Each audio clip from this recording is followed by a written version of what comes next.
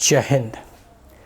देखिए, जैसे जैसे 2024 का जो है चुनाव और समय नज़दीक आ रहा है, नीतीश बाबू की खलबली जो है और छटपटी उतनी ही बढ़ती जा रही है। हम बात करेंगे कांग्रेस की। मुख्यतः कांग्रेस जो है ना, वो नीतीश बाबू को अपना लीडर मानने को तैयार नहीं है, और इसका कारण यह है कि जो विपक्षियों एकता का जमघट अभी पटना में लगने वाला था 19 मई, उसका डेट बढ़कर 12 जून से बढ़कर 23 जून, अब ऐसा सुनने में आ रहा है कि वो अब नहीं होगा। एक समय था कि नीतीश बाबू को लगता था कि जो हम हैं सो हम ही हैं, हमारे सिवा तो कोई है ही नहीं, सर्वे सर्वा हम हैं हम ही प्रधानमंत्री बनेंगे, और विपक्ष में कोई ऐसा नेता ही नहीं है जो प्रधानमंत्री बनेगा। तो पहले अपनी राज्य में तो पूर्ण बहुमत की सरकार है नहीं, और आप चले हैं प्रधानमंत्री बनने, और वह पार्टी आपको सपोर्ट कर रहा है। ठीक है, दरअसल उनको मुख्यमंत्री बनना है, तेजस्वी यादव को, इसलिए वो आपको सपोर्ट कर रहा है कि आप प्रधानमंत्री बनेंगे। मतलब एक ऐसी पार्टी आपको एज ए प्राइम मिनिस्टर के तौर पर प्रोजेक्ट कर रही है जिसकी कि अपनी एक संसद नहीं है लोकसभा में। तो आप जो है इससे स्थिति का अंदाज़ा लगा सकते हैं, मूल्यांकन लगा सकते हैं। सही मायनों में स्थिति यह है कि नीतीश बाबू जो है एक लोकगीतियाँ आप लोग भी सुने होंगे कि अंधों में काना राजा ठीक है, कि मतलब जहाँ सब अंधे हैं और उस एक व्यक्ति जिसका एक आँख खराब है वो थोड़ा ऐसे करके देखता है तो उसको लगता है हमें यहाँ का राजा है, हमारे सामने तो सारे अंधे हैं। देखिए, बिहार की जनता अब जाग रही है, और आप जो अपने इर्द गिर्द कुछ लोगों को जो बैठा रखे हैं ना, वो सब अंधे हैं। उन्हें लगता है कि आप प्रधानमंत्री बन सकते हैं, और आप अपनी एक आँख से देखने के बाद आपको भी जो है अपने मन में यह लगता है कि नहीं, हम तो प्रधानमंत्री बन ही सकते हैं। लेकिन याद करिए चंद्रबाबू नायडू की जो स्थिति हुई थी, एक बार वह भी जो है प्रधानमंत्री बनने का जो ख्वाब देखे थे, वही स्थिति आपकी भी भविष्य में होगी। ना घर के रहोगे ना घाट के रहोगे। ठीक है, कहने का मतलब है कि ना आप प्रधानमंत्री ही बन पाओगे, और ना जो है 2024 के बाद आप बिहार के मुख्यमंत्री ही रह पाओगे। क्योंकि जहां 24 में जो है मोदी को 40 की 40 सीटें बिहार की मिलेगी, उसके बाद होगा वही, या तो आप इस्तीफा दोगे या फिर लालू यादव आपसे अलग होंगे। क्योंकि उनको मालूम है कि अगर हम नीतीश बाबू के नाम पर 2025 के बिहार विधानसभा के चुनाव में वोट मांगे तो हमको कोई भी बिहार की जनता वोट देगी नहीं। तो आइदर आप जो है तेजस्वी यादव को मुख्यमंत्री बनाएंगे, या फिर आप अपने पद से इस्तीफा देंगे, या आपकी पार्टी टूटकर बीजेपी या अन्य किसी पार्टी को ज्वाइन करेगी। मतलब मोर और लेस कहने का मतलब ये है कि आने वाली जो भविष्य है वो जेडीयू के लिए बहुत ही खराब दिखाई दे रही है चलिए, अब हम बात कर लेते हैं कि पूरे के पूरे, अगर हम अभी विपक्षी एकता को तो धराशायी होते देख ही लिया, और कांग्रेस कभी भी राहुल गांधी के रहते जो है नीतीश बाबू को प्रधानमंत्री पद के लिए ना स्वीकार करेगी और ना प्रधानमंत्री बनने भी देंगी। तो विपक्षी एकता का जो कह सकते हो ना कि ये बवंडर था, वो बनने से पहले ही फूट गया तो आने वाले समय में देखिए अभी और क्या जो है, नीतीश बाबू जितने भी गुल खिलाए थे ना, और जितना उन्होंने संघर्ष और मेहनत किया था, वो सब धूमिल और धराशायी होते दिखाई दे रहा है। कोई भी विपक्षी इनके साथ आने को तैयार नहीं है। केजरीवाल खुद जो है एकदम जो है अपने सभी विपक्षियों को एक करने में लगे हैं। उधर ममता बनर्जी अलग लगी हुई हैं, केसीआर अलग लगे हुए हैं। उधर जो कह सकते हो कि कांग्रेस खुद जो है अपना जो है अलग लगी हुई हैं। तो विपक्षी एकता, सरयू राय एक झारखंड के लीडर हैं, उन्होंने कहा था कि किस प्रकार से विपक्षी एकता को जो है एक करना जिंदे मेढक को तराजू में तौलने जैसा है। तो कभी भी मुझे नहीं लगता कि मतलब कभी भी विपक्षी एक होंगे। अगर एक ही होते तो फिर अलग अलग पार्टी क्यों बनाते ये सोचने वाली बात है। और सबसे बड़ी बात है, इनके पास कोई मोटिव ही नहीं है। अगर मोटिव होता कि हम इस देश की जनता की सेवा करनी है, इनका एक अगर अपना विज़न होता कि हमें इन मुद्दों पर सभी विपक्षियों को लामबंद करना है, एक करना है, तो सारे विपक्षी शायद एक हो सकते थे अगर कॉमन मिनिमम ऐसे प्रोग्राम बनाए जाते तो। लेकिन इनका सिर्फ और सिर्फ मोटिव है मोदी को हराना।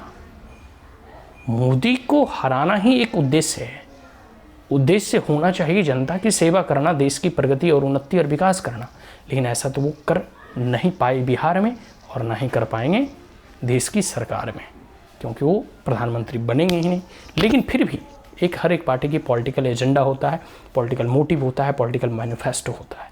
तो ये अब तक सिर्फ और सिर्फ एज ए प्राइम मिनिस्टर के तौर पे प्रोजेक्ट तो कर रहे हैं और कर रहे थे, लेकिन इनका मोटिव क्या है, इनका उद्देश्य क्या है? क्या इनका उद्देश्य देश की जनता की सेवा करना है, देश की प्रगति करना है, देश की उन्नति करना है, देश का विकास करना है? अगर ऐसा होता तो वो बिहार के भी विकास करते। अगर ऐसा होता तो बिहार जो है इन 17 से 18 सालों में कहाँ से कहाँ पहुँच गया होता। लेकिन 17-18 साल इनका और विगत साल जो है आरजेडी का, दोनों मिलाकर देख लो तो 30-35 सालों में बिहार की स्थिति जिसकी तस है। यूपी कहाँ से कहाँ पहुँच गया, महाराष्ट्र कहाँ से कहाँ पहुँच गया, कर्नाटक कहाँ से कहाँ पहुँच गया, असम और केरल कहाँ से कहाँ पहुँच गया। लेकिन बिहार की स्थिति सबसे अधिक, अगर कहीं कोई पलायन होता है वो बिहार से होता है। दूसरे अन्य राज्यों में जा जाकर वो रोजगार खोजते हैं। तो बिहार में ऐसी क्यों स्थिति उत्पन्न की जाए, ऐसा क्लाइमेट क्यों ना बनाया जाए ताकि इन्वेस्टर समिट हो, बड़े बड़े उद्योग धंधे और कल कारखाने बिहार में लगे। लेकिन ऐसी किया नहीं जा सकता। कमीशन खोरी, रंगदारी टैक्स, बहुत सारी चीज़ें हैं जो फैक्टर प्ले करता है। फिर सरकार का अपना जो है कह सकते हो कुछ % कमीशन। तो ये लोग जो सत्ताधीश अभी हैं, कुर्सी के पे जो है चिपके हुए हैं, इनका दिन अब और अधिक नहीं है। ठीक है, ये कुछ ही दिनों के मेहमान हैं और अब देश की जनता धीरे धीरे और बिहार की जनता जागरूक हो रही हैं। आने वाले समय में इन्हें इनकी जो है औकात ज़रूर बताएंगी और 2024 की 40 की 40 सीटें बीजेपी जीतेंगी। और ऐसे तमाम जो पीएम का ख्वाब देखते हैं ना, वो कोई भी किन्हीं के अंदर इतनी क्रेडिबिलिटी नहीं है, ना ही किन्हीं ऐसे नेताओं के सामने ऐसी करिश्मा है जो मोदी जी के सामने टिक सके और मोदी जी का मुकाबला कर सके, और ना ही इन विपक्षियों के पास और ख़ास करके नीतीश कुमार के पास जो है ऐसा देश को लेकर कोई विज़न है, कोई मिनिमम कॉमन प्रोग्राम है जिससे कि वो जनता के सामने रख सकें, अपने आप को प्रोजेक्ट कर सकें। देखो बिहार में हमने इतना प्रगति किया, इतना उन्नति किया, इतने रोज़गार दिए, इतनी नौकरियां दी, इस प्रकार का इंफ्रास्ट्रक्चर बनाया, हेल्थ सेक्टर में ये इम्प्रूवमेंट किया और एजुकेशन सेक्टर में ये इम्प्रूवमेंट किया। तो ऐसी कोई भी इनकी एजेंडा और मोटिव नहीं है, कोई भी ऐसा ऑब्जेक्टिव नहीं है और कोई भी ऐसा एग्जाम्पल नहीं है जो नीतीश बाबू ऐसा उदाहरण के तौर पे जनता के सामने और इस देश के सामने पेश कर सके। और जब कोई ऐसा मोटिव ही नहीं है, कोई ऐसा ऑब्जेक्टिव ही नहीं है, सिर्फ और सिर्फ एक ही ऑब्जेक्टिव है, एक ही इनका जो कह सकते हो कि वो उद्देश्य है कि मोदी को हराना है। मोदी को हराना, क्यों हराना है भाई? मोदी का आप अल्टरनेटिव बनना चाहते हैं तो मोदी से अच्छा आप जो है योजना लेकर आएँ, नीति लेकर आएँ, पॉलिसी लेकर आएँ, जनता को बताएं, तभी तो जनता जानेगी कि आपकी योजना क्या है, आपकी पॉलिसी क्या है और आप क्यों जो है मोदी को हराना चाहते हैं। क्या आपके पास कोई ऐसा विकल्प है जो मोदी से भी श्रेष्ठ नीति आप बनाकर लाए हैं? क्या आपकी ऑब्जेक्टिव, आपका मिशन, आपका कह सकते हो उद्देश्य इस देश के प्रति क्या है? आप किस प्रकार से, अभी भारत जो है विश्व की सबसे तीव्र गति से बढ़ने वाली अर्थव्यवस्था है, वैश्विक पटल पर भारत की एक छवि सुधरी है। विश्व में जहाँ भी मोदी जी जाते हैं तो भारत को और गौरवान्वित करते हैं। नई संसद भवन का उद्घाटन होना, धारा 370 को हटाना, CAA लाना, NRC को लाना, फिर कह सकते हो कि राम मंदिर का बनवाना। तो बहुत सारी ऐसी योजना है जो मोदी जी और बीजेपी के खास करके जो मैनिफेस्टो में था वो मोदी जी ने फुलफ़िल किया है। जो उन्होंने वादे किए थे वो फुलफ़िल किए हैं। तो आने वाले समय में तीसरी बार, हैट्रिक बार मोदी ही प्रधानमंत्री बनेंगे। इस देश की जनता पर उन्हें भरोसा है और देश की जनता का भी मोदी पर भरोसा है कि जो आकांक्षाओं, जो इच्छाएँ जो है, जो भरोसा मोदी जी पर वो किए हैं वो मोदी जी ही फुलफ़िल कर सकते हैं, क्योंकि उनकी एक अपनी पहचान है, एक करिश्मा है, एक क्रेडिबिलिटी है जो अन्य विपक्षी नेताओं में और ख़ास करके नीतीश बाबू में नहीं है। क्योंकि नीतीश बाबू ने बिहार के लोगों को और बिहारियों के भी आकांक्षाओं के अनुरूप आज तक कोई ऐसा कार्यक्रम नहीं किए हैं जिससे कि बिहार के वासियों का उत्थान हो सके, बिहार से पलायन रुक सके, बिहारियों को रोजगार मिल सके, बिहार में उद्योग धंधा लग सके, बिहार में कल कारखाने लग सके, बिहार का डेवलपमेंट हो सके, बिहार की शिक्षा सुधर सके, बिहार की स्वास्थ्य व्यवस्था अच्छी हो सके, बिहार में कह सकते हो सड़कें और इंफ्रास्ट्रक्चर डेवलपमेंट हो सके, नए IT इंस्टीट्यूशन, नए एम्स इंस्टीट्यूशन की स्थापना हो सके। ऐसी कोई योजना नीतीश बाबू के द्वारा लाई ही नहीं गई, बनाई ही नहीं गई। और बिहार की दुर्दशा, जिस प्रकार से क्राइम हो गया, करप्शन हो गया, दिन दहाड़े पुल गिर जाते हैं, जिस पुल का 1-2 महीने में उद्घाटन नीतीश बाबू के जरिए जो है किया जाना था, और वो पुल जो है एक बार नहीं दूसरी बार ही गिरा है। पहली बार भी गिर चुका है और दूसरा कमीशन भी बैठाए जा चुके थे कि इसकी जांच पड़ताल होगी।